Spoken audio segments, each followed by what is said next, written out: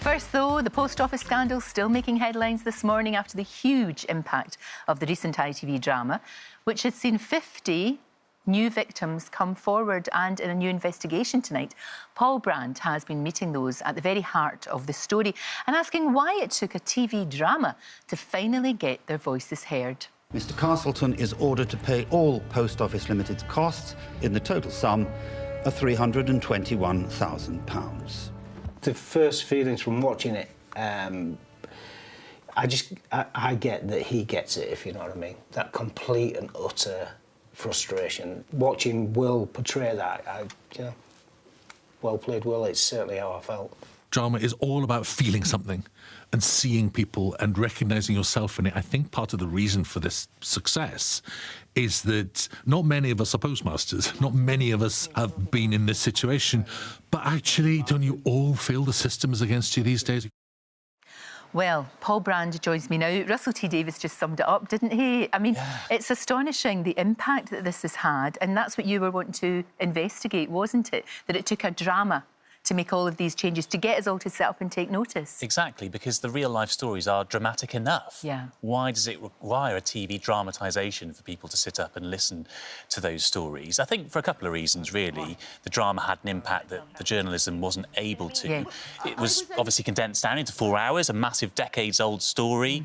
And when you watch it like that over 4 hours, blow by blow, the fight that they went through, I think the impact of that supersedes what you can get into a news piece, quite frankly. No, that's true. And I mean, we should say, you know, a lot of newspapers did investigations. They did. Private Eye did a lot of work on this as well as the Computer magazine. But it just didn't quite cut through in the way that this did, because we saw them, you know, as human beings. This very complex story, all of a sudden, we saw the horrifying impact that it had on their lives. And of course you talked to people who hadn't spoken up before. Yeah, exactly. And I think part of that is about the fact that when they were going through this, obviously there were no cameras following them. It wasn't a fly-on-the-wall documentary at the time documenting the fight they were going through. We only found out about their fight later on in the process. So the dramatisation is able to do that, isn't it? It's to, you know, take you into the homes of these characters and see the pain, the battle that they're going through. And as you say, people are still coming forward now. We spoke to a man called Keith Bell, for example, who's literally just come forward. He's never spoken publicly about what happened to him before. He's a sub-postmaster in Stockton-on-Tees, and he put £12,000 of his own money into the post office to try and sort out these balancing issues that so many of them went through. Eventually, he was convicted and given community service. And, you know, we talk about the criminal sentences and the money that people lost, but so often it's the collateral damage to their lives. So for him, it was a stigma. I mean, my auntie and uncle used to have a post office in County Durham, and I remember as a kid going to see them, and you'd see how they were kind of the centre of the community. Everyone knew the postmaster and postmistress. Very trusted. Very trusted. And I think when you're then accused of doing something wrong and taking money out of that community, essentially, by stealing, so to speak, the stigma of that is absolutely crushing. And I think that's worse, actually, than the money or even the prison sentence. Well, it's your reputation, isn't it? The reputations were totally trashed. And once that goes, until, you know, they got exonerated, and until it was discovered that they hadn't done anything wrong, you've got that hanging over you, and it's horrific to live with. When you were investigating this, was there anything that you found surprising? Because obviously we know about this computer system, but was it always the case that there was something wrong with that, or had this been going on for a long, long time? Well, the system only came in 1999. Before that, it was all a paper system. And that was the surprising thing in a way, was that a lot of these sub-postmasters and sub-postmistresses say they never had a problem with the paper accounting. They'd had a clean record the whole of their careers, decades long in the post office, never a problem. Then the Horizon system comes in, and all of a sudden they're being treated like criminals. Why haven't you balanced today? And when they complained about it, rather than the post office thinking, oh, this is strange, why would we have hundreds of criminals working for us who've never had a problem before? See, that's what I don't understand. They think, right, we've got them now. This computer system has managed to catch them all out, and they go after them that aggressively. And I talked to Jo Hamilton, many people will remember from the drama. She was the one who owned a small country kind of post office in a small town. Yeah, lovely woman.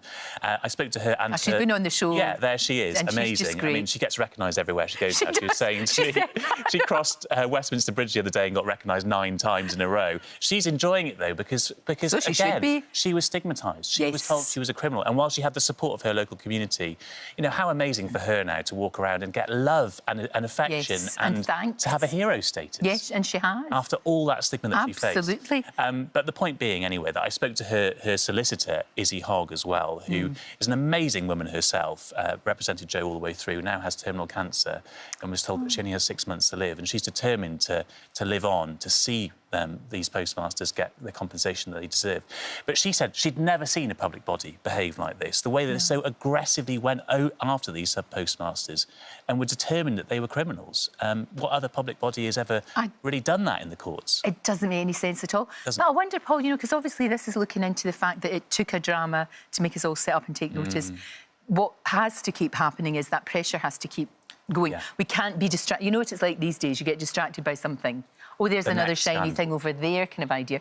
But do you think, in a way, is this the way forward? You know what investigative journalism is now? Investigative journalism now is it people that are making dramas? You know, this is extraordinary, isn't it? Yeah, I do think drama serves a massive purpose here. I mean, we look at Hillsborough, for example, in the documentary tonight, another example where in 1996 this incredible film was made about Hillsborough. And at that point, of course, there was this public perception, wrongful public perception around the way that that scandal had unfolded. Partly because of newspaper reporting, misreporting at the time. Absolutely. And again, that film completely transformed the way the public saw that awful tragedy and propelled those victims towards justice, although it took a very long time. So, yeah, I mean, there's definitely a role for drama in all of this. Journalism can't do everything itself. You do need that human impact of a drama sometimes. Can shine a light, can't it? Investigative journalism can be very important to shine a light. Then it can be taken to another level. Exactly. By something like this incredibly powerful drama. Yeah, exactly. But Paul, I've been lucky enough to see this before it goes out, but you can watch Paul's investigation tonight. It's called Mr Bates versus the Post Office, the drama that shocked Britain. It's on at 8:30 on ITV1. Thank you, Paul. Always great to talk to you. Thank you so much.